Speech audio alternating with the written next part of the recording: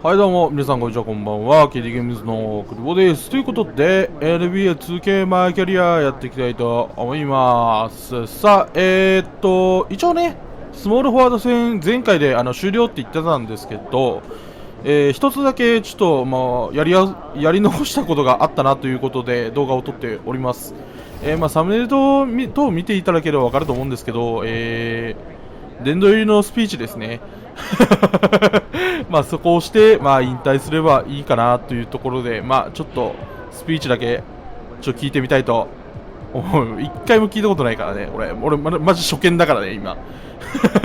超絶初見だからね、今作のスピーチ。ということで、再生。Every basketball fan around the world knows the legend of MP.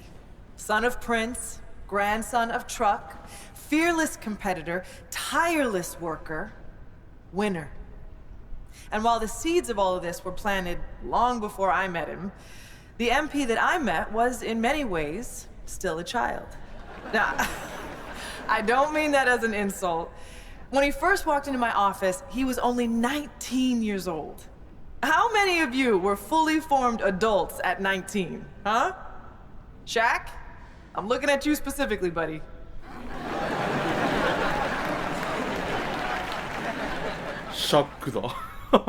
Now, what do I mean when I say he was a child? Well, for one thing, he had a child's enthusiasm for the game. MP hung on my every word when we first met. Listened to everything I said like it was the most important thing he had ever heard. I mean, he really did listen. You know, he'd go out and execute something you talked about in a film session like he'd been working on it his entire life. But he was a child in other ways, too. For one thing, he was obsessed with Ninja Turtles.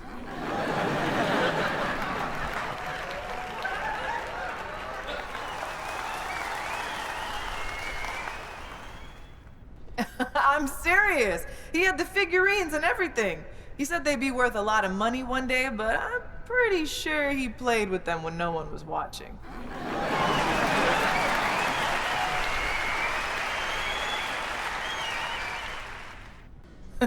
What I'm trying to say is that MP was himself, first and foremost, from day one in the league until the day he retired. And while he did a lot of growing up over the years, that boyish enthusiasm for the game never left him. It's what made him great. He never lost that passion for learning and growing and getting better. And I'm pretty sure he still has those Ninja Turtle figurines laying around somewhere. Now, you can't talk about MP without talking about his accomplishments on the court. So, let me talk about some of the most impressive. He holds the record for most points scored in a single season.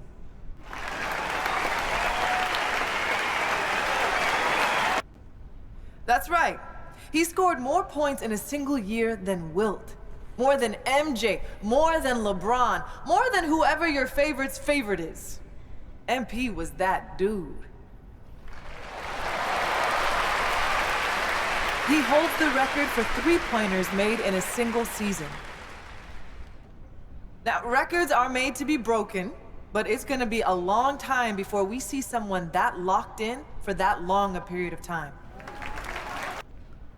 Look, I could go on and on about the greatness of MP, but I know he likes to do that too. So, rather than step on all of his toes, allow me to introduce the man you are all here to see, the legend, the GOAT, MP.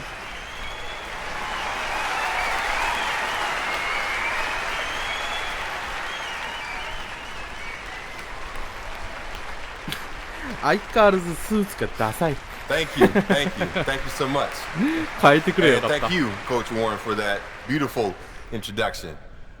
Some people might be wondering why you took a few shots at me in my extremely valuable collectibles, but anyone who knows you knows you're a master motivator, and anyone who knows me knows I rise to the occasion when I've been disrespected. So once again, thank you from the bottom of my heart for helping me unlock the best version of me. Like Coach Warren just mentioned, people know my story by now. They know about my grandpa, the late, great Truck. They know about my father, Prince, and how he joined the league as a cocky kid, but left a champion. But what they might not know is that throughout my career, me and my dad would have these sprawling conversations late into the night, where we talk about the history of the game and my family's place in that history.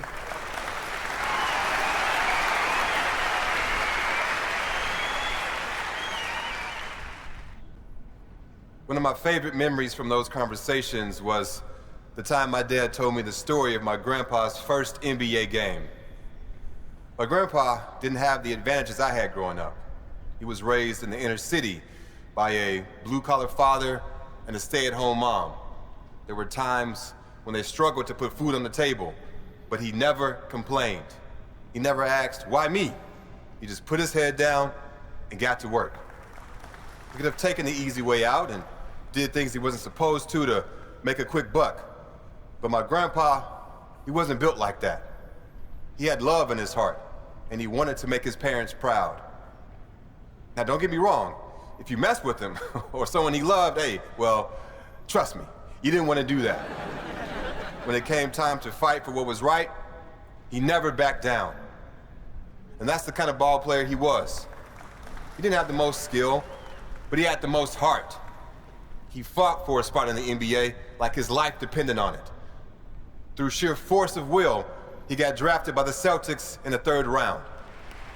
He was sent to a minor league team to start his career, but he stayed ready. And it's a good thing that he did, because he only had 24 hours from the time he was called up to the time he had to guard Magic Johnson. And what did he do? He shut him down when everyone expected him to fall on his face. Nah, my grandpa, he rose to the occasion. I'll never forget the pride I saw on my father's face when he told me that story. He knew that if it wasn't for my grandpa's fierceness, loyalty, and unwavering belief in himself, neither of us would be where we are today. I love you, Grandpa. Thanks for everything.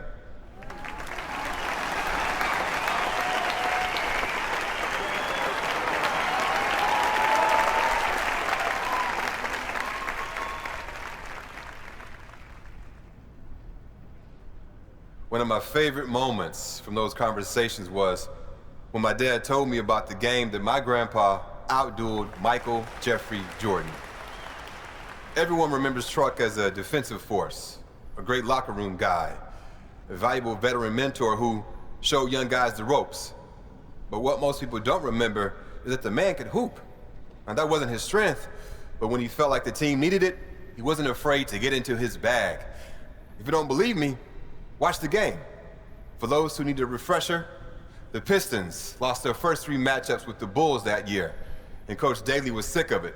So during the 4th game, when MJ went out for 11 of the Bulls' first 12 points, my grandpa got the call to come in and knock MJ around a little, bad boy style. But grandpa had other plans. He knew that what the team needed that day was for someone to go toe-to-toe with his airness. And by the time the dust settled, defensive stalwart Truck had outdueled the great Michael Jordan. The thing that I love about that story is that it shows a side of my grandpa most people didn't get to see. He sacrificed for his family, and he was a really serious guy, but he loved life, and he loved the game of basketball. And every once in a while, that fun-loving guy would come out of his shell and show the world that you can't pigeonhole someone, no matter how well you think you know them. One of my favorite memories from those conversations was the time that my dad told me about his first game against the late, great Kobe Bryant. People might remember that my dad was on fire that game, and you might expect him to be proud of that. But it turned out to be the worst thing for him, because it gave him too much confidence. You need to believe in yourself to make it in this league, for sure. But the flip side to that is, you have to stay hungry. And sometimes, when you get early success, it can go to your head. That's what happened to my dad. He took his foot off the gas and was left behind. For a little while, anyway. The great thing about this story is it ends in triumph. Rather than whine and sulk his way out of the league, he got his head screwed on straight, got to work, and ended his career a champion. Growth isn't linear. when you think things can only go up, they go down. And when you think things can only go down, hey, they go up. My dad learned that the hard way, but he learned it. And that perseverance is something I'll always respect about him. One of my favorite memories from those conversations is when my dad told me about shutting down the great LeBron James in the NBA Finals. I love you, LeBron, don't get me wrong, but this is my moment, so I gotta tell this story.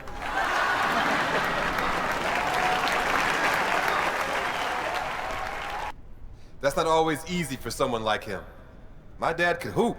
He had everything in his bag. But the proudest moment of his career was Game 4 of the Finals, when he used every last ounce of energy he had to shut down the greatest player on the planet. And again, I'm sorry, LeBron, but he held King James to under 10 points. Do you understand how wild that is in that moment?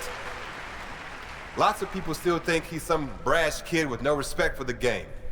But those who knew him and love him like I do understand that he's a human being, one who learned from his mistakes and came out on the other side a better ball player and a better human being.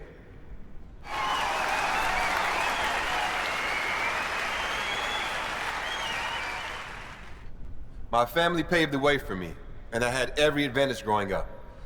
But once I got to the NBA, they couldn't play the games for me. And as a lot of you remember, my first game was the most hyped debut since LeBron James. All eyes were on me, and everyone expected me to be spectacular. So what did I do?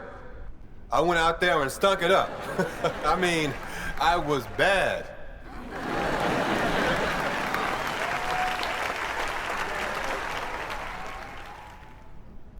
People don't think of me that way now, obviously. I've had a lot of success, or I wouldn't be here. But in that moment, I was nervous, sweating, shaking, scared. It just goes to show, people you look up to, people you think are invincible, we failed more times than you can imagine. If you want something bad enough, don't let failure stop you. Learn from it, and you grow. And if you keep working, you'll reach your goal. One of the most important things you can do if you want to have success is to set goals. And me, being who I am, I set some pretty lofty ones for my rookie season. I wanted to be the first player in NBA history to win Rookie of the Year, MVP, a championship, and Finals MVP. And I did it. People said I was crazy, but I knew I had the talent and the drive to do what had never been done before. It might sound cocky, but what's cocky when you can back it up? To me, that's just being honest.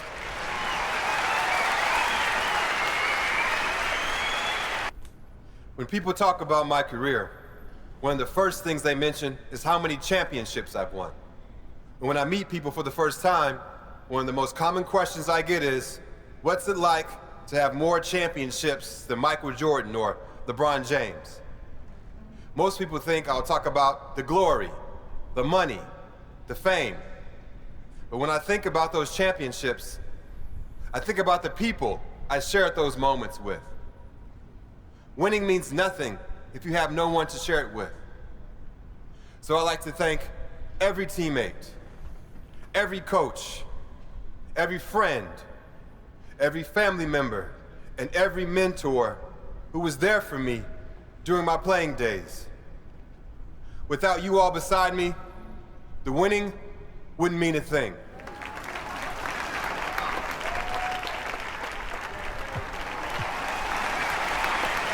I don't want to take up too much of your time, but I do want to touch on this GOAT discussion that's been making the rounds after a couple of high-profile pundits have named me the best to ever do it. On the one hand, it's flattering. When you work as hard as I do at something like this, of course, a part of you wants to be the greatest. But what a lot of people in my situation won't admit is that so much of what I've accomplished comes down to luck. Yes, I made the most of my situation. But if I'm 5'0", basketball is completely off the table for me. I got lucky with my genes, lucky with my family, and lucky to be born where I was, when I was. So if you consider me the GOAT, well, I appreciate that. I'm proud of that. But to all the people in the world who can't do what I do, who aren't rich or famous, I want you to know that you're loved for who you are by the people who matter most. And that's way, way more important than anything you can do on the basketball court.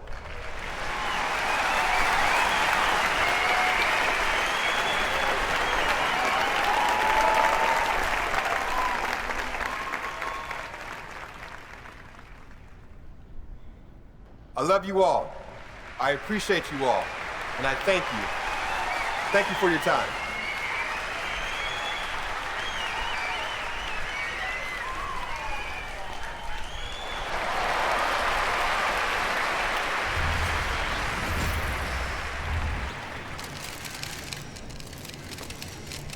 過去一番長かったんじゃねえかなんかすんげえ長かったぞでなんでシャックとかいろいろといたなんかずっとヘイワードっぽい人もなんかいたような気がするんだよな。はいか。はい、ということで、一応これにてこちらの動画にてスモールドフォワード編は、終了とさせていただければと思います。ということで次回あさってからポイントガード編やっていきたいと思います。チームは乞うご期待ということで本日この辺で終わりたいと思います。さよなら。